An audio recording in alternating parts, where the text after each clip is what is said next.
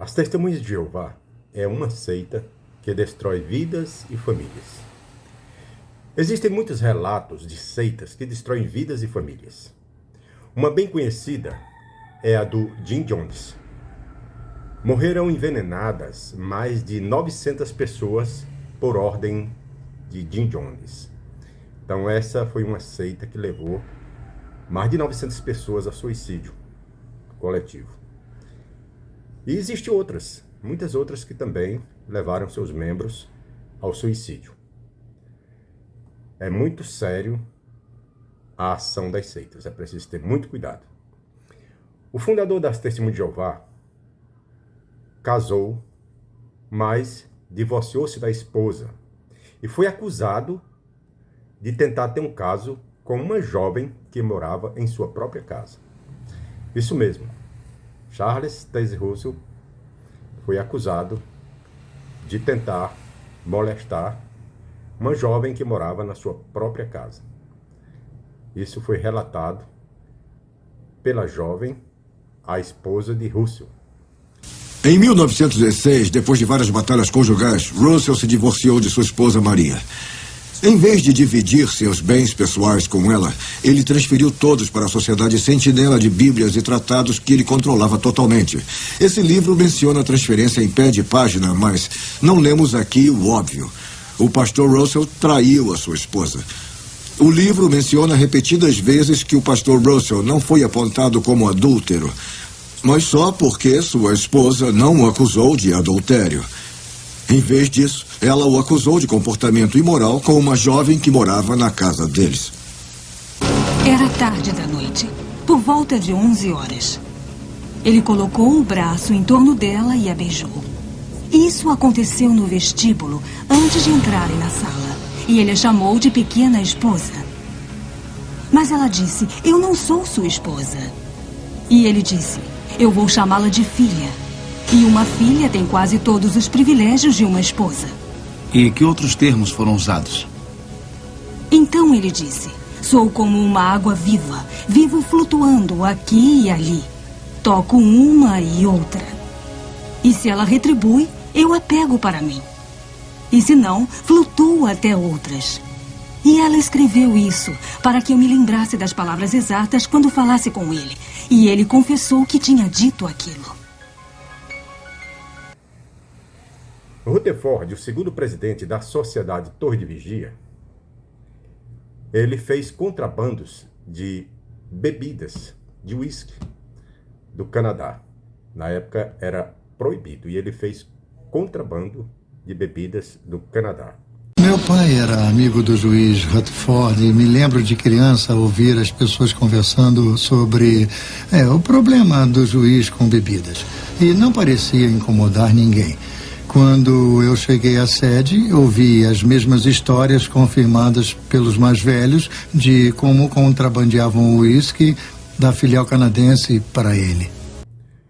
E tudo indica que o juiz Rutherford tinha um caso amoroso com uma de suas secretárias.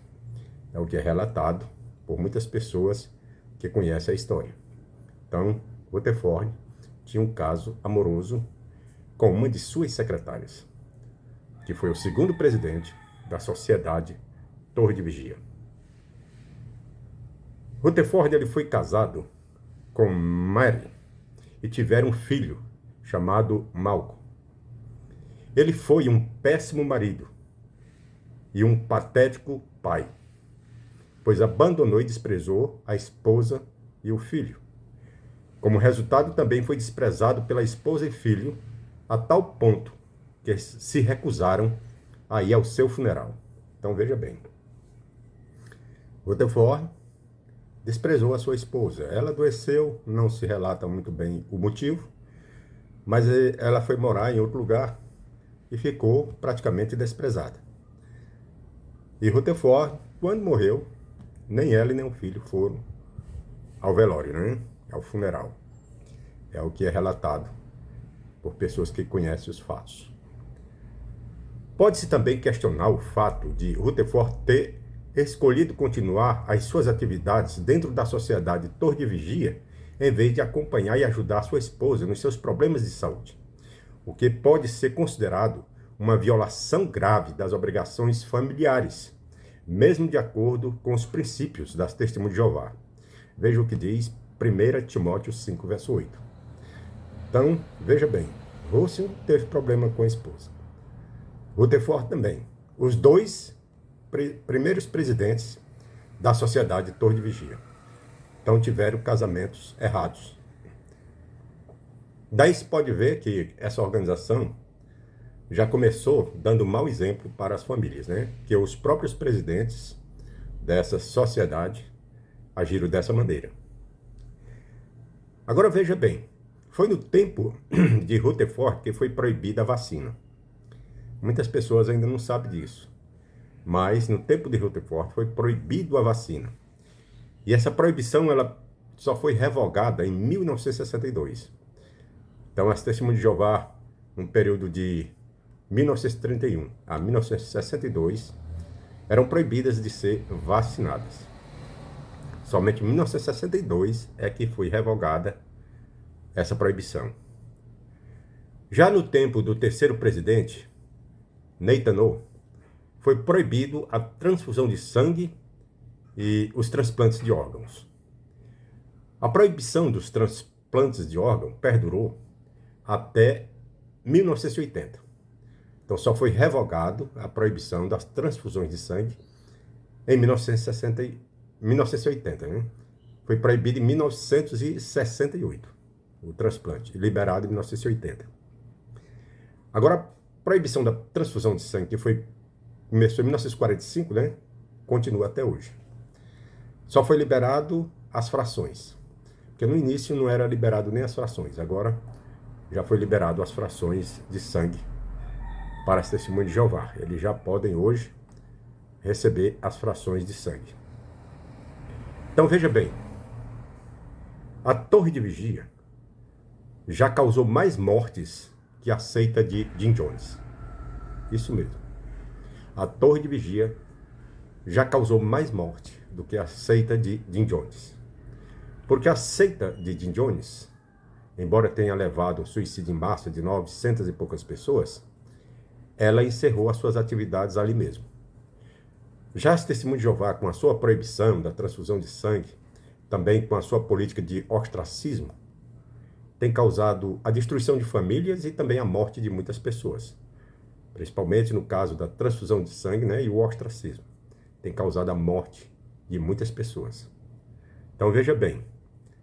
Então essa seita das Testemunhas de Jeová é uma seita muito perigosa. Além de destruir famílias, por causa do ostracismo, né, também tem destruído vidas com proibições na área médica. Como já foi dito, já foi proibido vacinas, já foi proibido transplantes de órgãos e agora continua sendo proibido as transfusões de sangue. Então, veja bem, reflita bem, se você está pretendendo entrar nessa seita, reflita bem para que você não venha se arrepender depois.